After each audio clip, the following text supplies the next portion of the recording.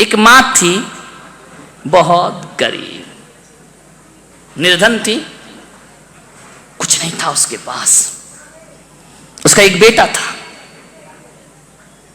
वह मां हमेशा दुखी रहती थी कि मैंने तो अपनी जिंदगी गुजार ली, इस बेटे का क्या होगा, इसका तो अभी जीवन शुरू हो रहा है। बड़ी दुखी थी। एक दिन उसने अपने बेटे से कहा कि बेटा, एक काम करा कि जंगल में, तपोवन में एक पहुंचे हुए संत आए हैं, जा उनसे एक प्रश्न पूछ करके आ। उसने कहा मां तू क्यों मुझे जंगल में भेज रही है, संतों से क्या प्रश्न करना, वो बैरागी लोग, वो सन्यासी लोग हमारे जीवन की समस्याएं।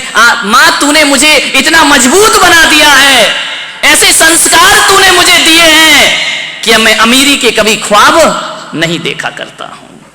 मां ने कहा बेटा मैं मां हूं, तू मेरे कहने से एक बार उस संत के पास चला जा।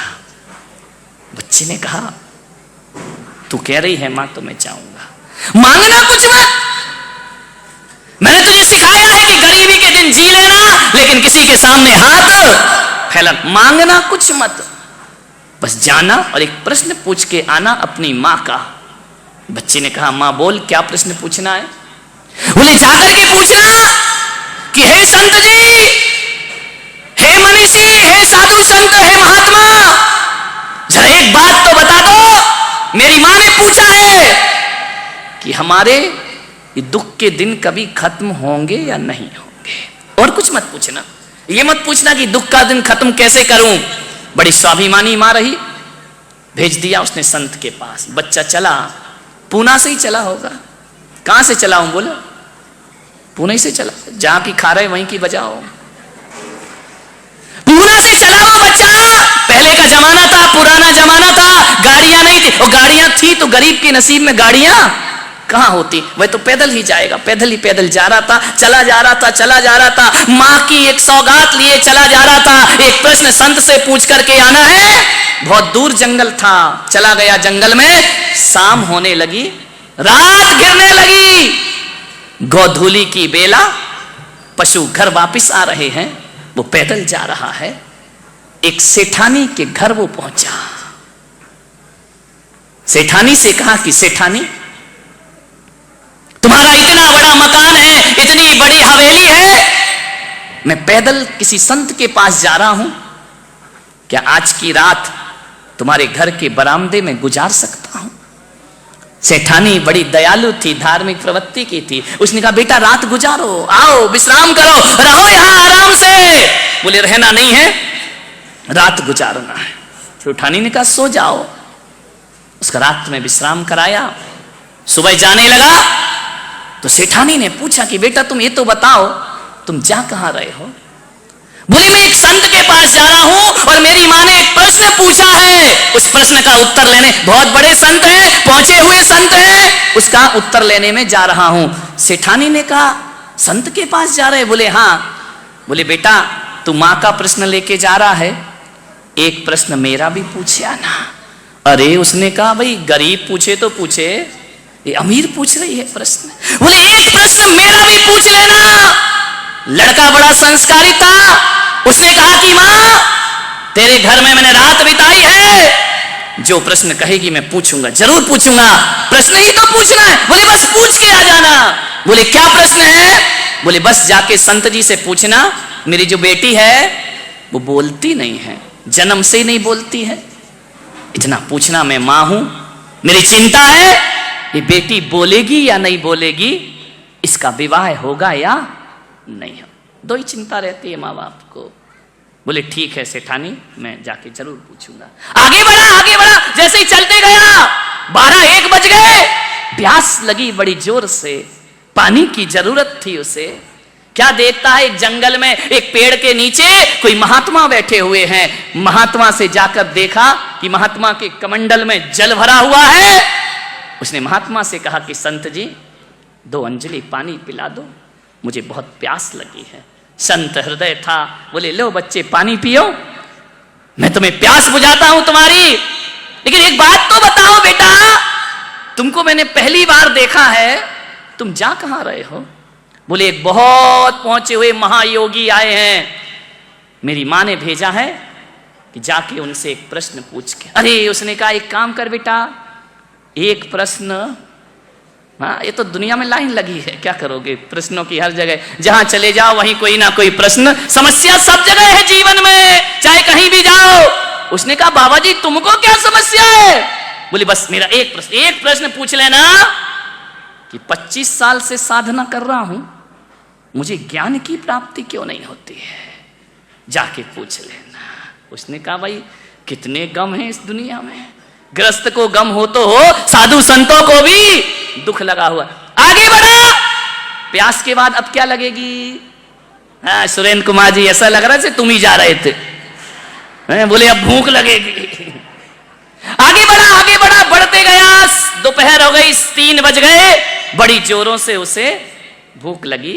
रास्ते में एक किसान था, हल चला रहा था, उसकी पत्नी कपड़े में बांध करके रोटी और भाजी लेकर के आती है, सब्जी लेकर के आती है अपने पति के लिए। इसे भूख लगी थी, ये टकटकी लगाए देख रहा था। किसान ने कहा क्यों रे, भूखा है क्या? बोले हाँ, ले रोटी खा। ध्यान रखना क्या जमाना था पहले का कि कोई भूखा होता था तो अपनी थाली का भोजन उसको दे दिया करते थे।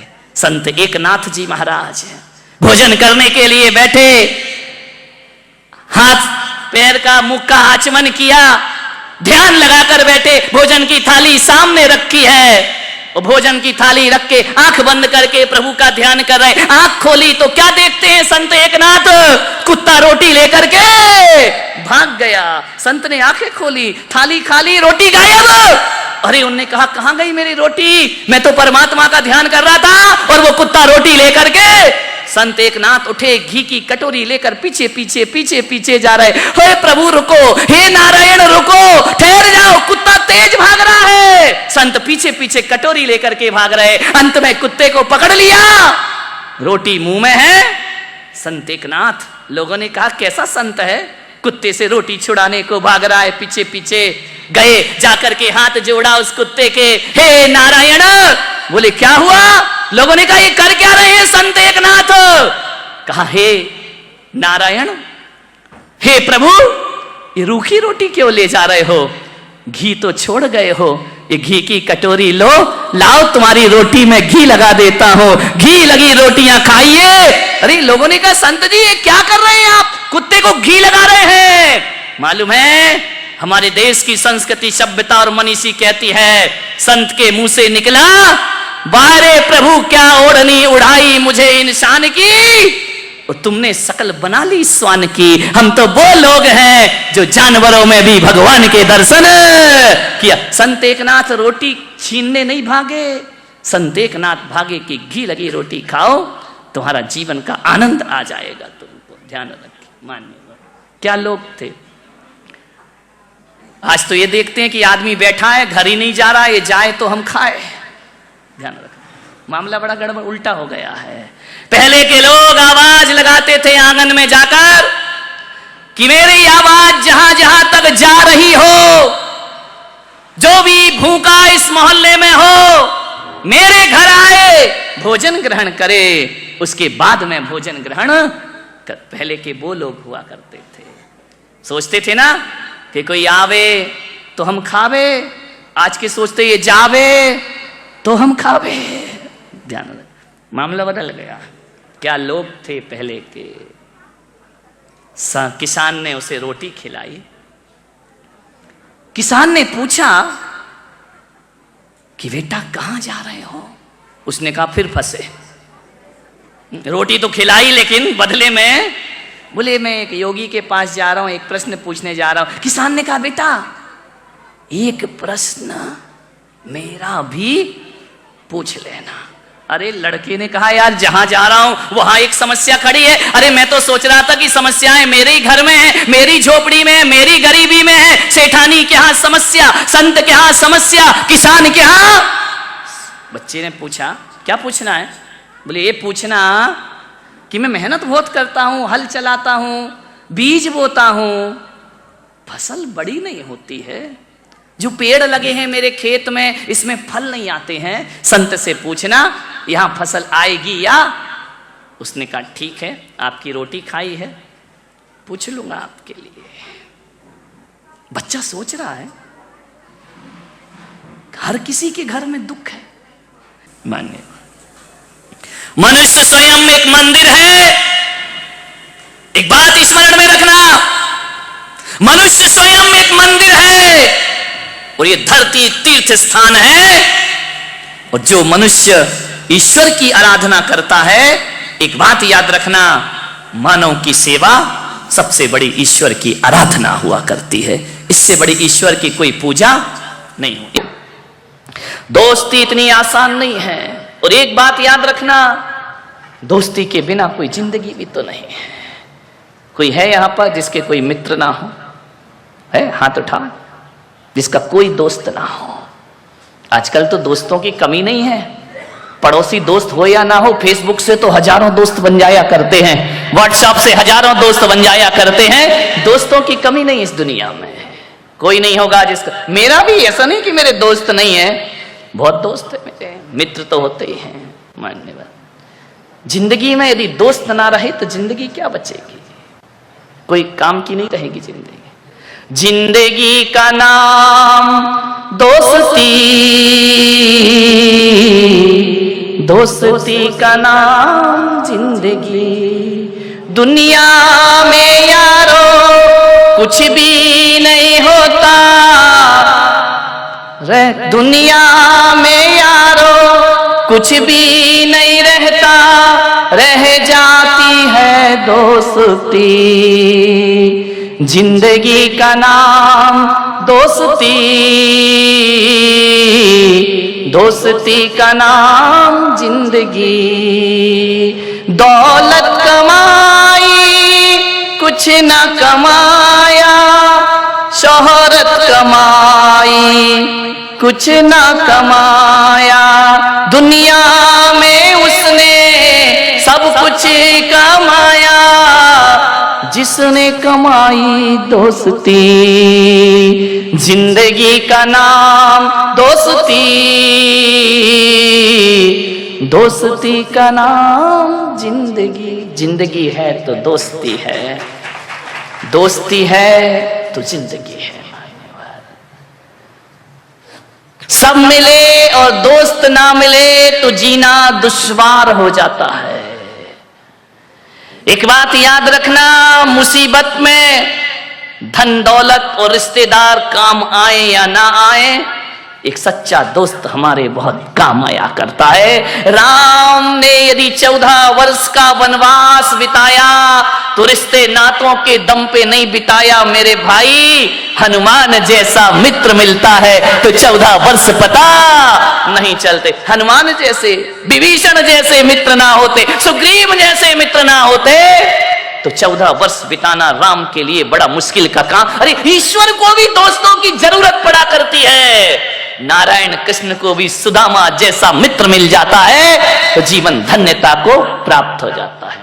बड़े होने के बाद ऐसा क्या हो जाता है कि एक दूसरे से बोलने को तैयार नहीं होते हो, एक दूसरे एक छत और एक चार दीवार के नीचे रह नहीं पाते। ऐसा क्यों होता है और कब होता है? कोई पुरुष मुझे बता दे तो मैं सोचूंगा कि मुझे अब प्रवचन की जरूरत नहीं है। ऐसा जीवन में कौन सा मोड़ आता है, कौन सी गली आ जाती है, कौन सा समय ऐसा आ जाता है जहां दो भाई आपस में साथ नहीं रह सकते हैं। गुरुदेव के चरणों में नमोस्तु। गुरुदेव, पहले एक ही राशन कार्ड में पूरे परिवार का नाम होता है। बड़ा होकर शादी हो जाती है, घर वाले उनका अलग अलग राशन कार्ड बना देते हैं। पीढ़ी दर पीढ़ी वही चलता है। पहले परिवार में माँ बाप बेटे वो प्रवचन मत कर, उसके बाद बच्चे वाइफ, उसके बच्चे, वो परिवार बन जाता है। नहीं नहीं, जो सही बात है वो तू बता नहीं रहा है, बैठ जा। कोई बताइए, दो भाई भाई अलग क्यों हो जाते हैं? ऐसा नहीं है कि उनका कहा सुनी नहीं होती थी पहले, ऐसा नहीं है कि एक दूसरे की बातें नहीं काटते थे, सब कुछ करते थे, फिर भी एक छत के नीचे रहते थे। ऐसा कौन सा मोड़ जिंदगी में आता है दो भाई अलग हो जाते हैं?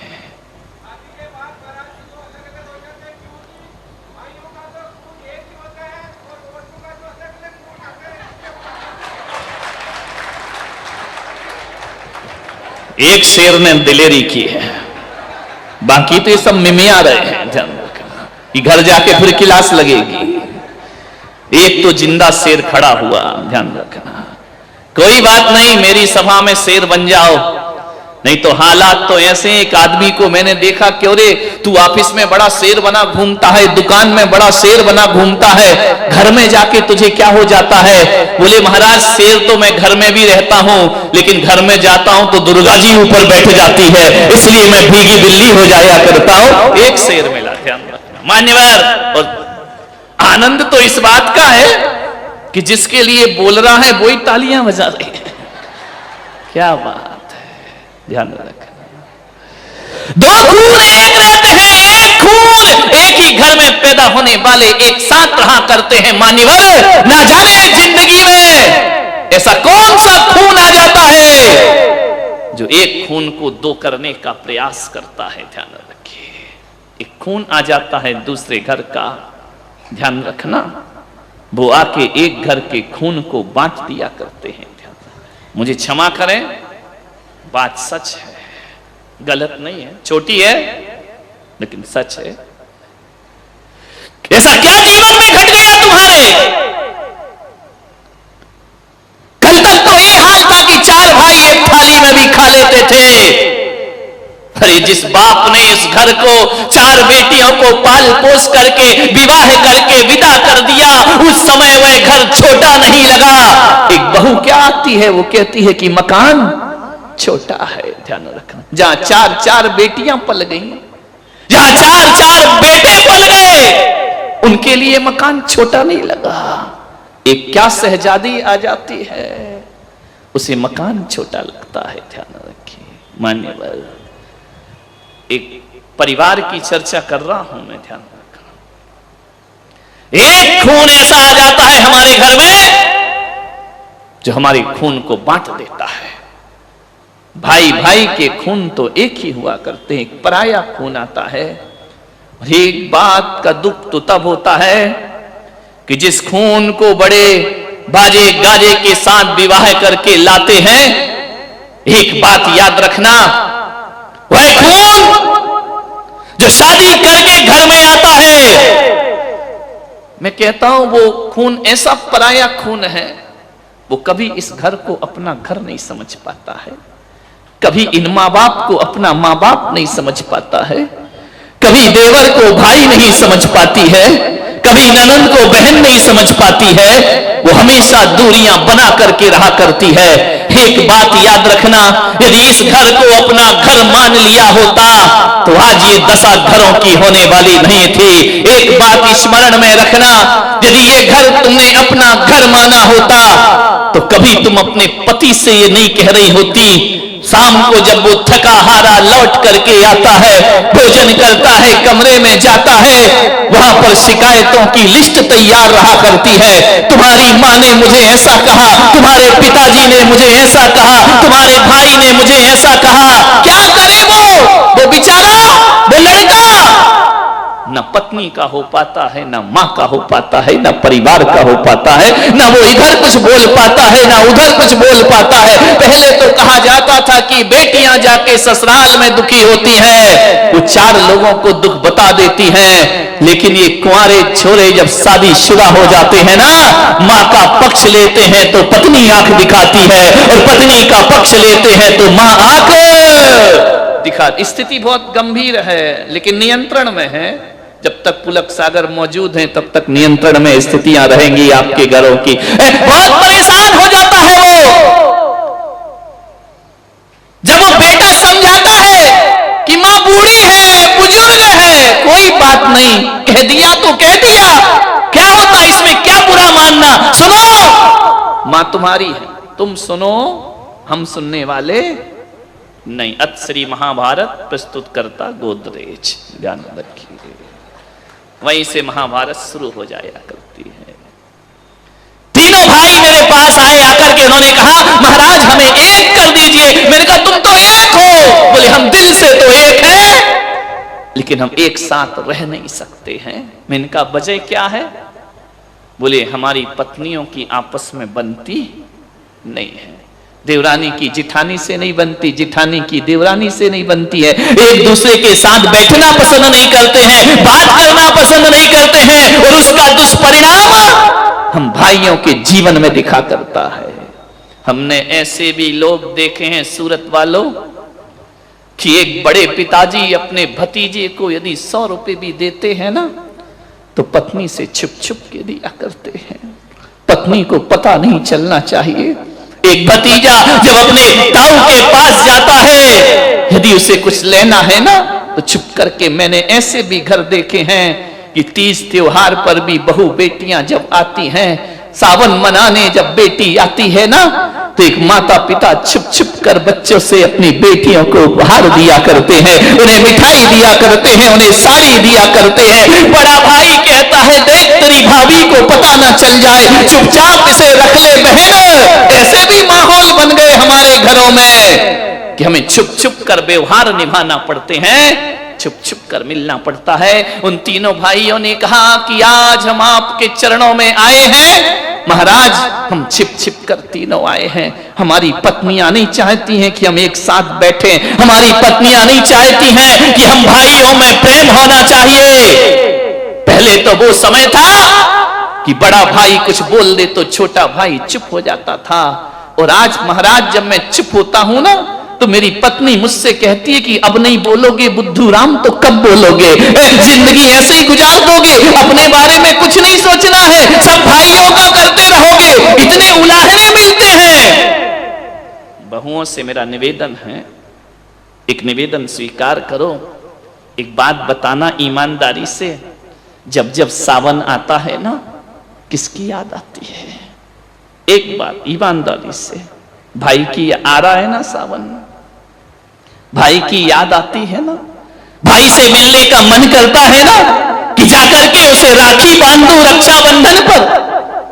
हर साल 6 महीने में, 4 महीने, 6 महीने में मन करता है कि भाई से बात कर लूं। 4-6 महीने तो बहुत, अब तो मोबाइल है ना, तो रोज ही रोज बात होती है, सुबह शाम बात हो जाया करती, भैया से बात कर लूं, भाभी से बात कर लूं। कितना मन करता है अपने भाई से मिलने का।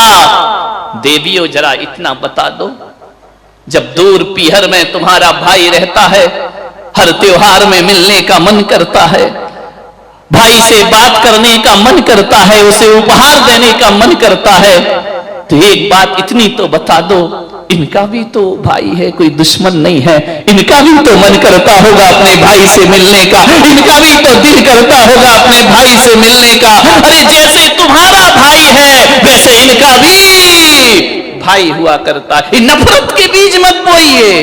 किसी घर को स्वर्ग बनाना है, मंदिर बनाना है, एक बात रखना, जो घरों का बंटवारा करती है वो बहू होती है, और जो घरों को एक करती है वो बहू रानी हुआ करती है। उसे गृह लक्ष्मी कह करके बुलाया जाता है।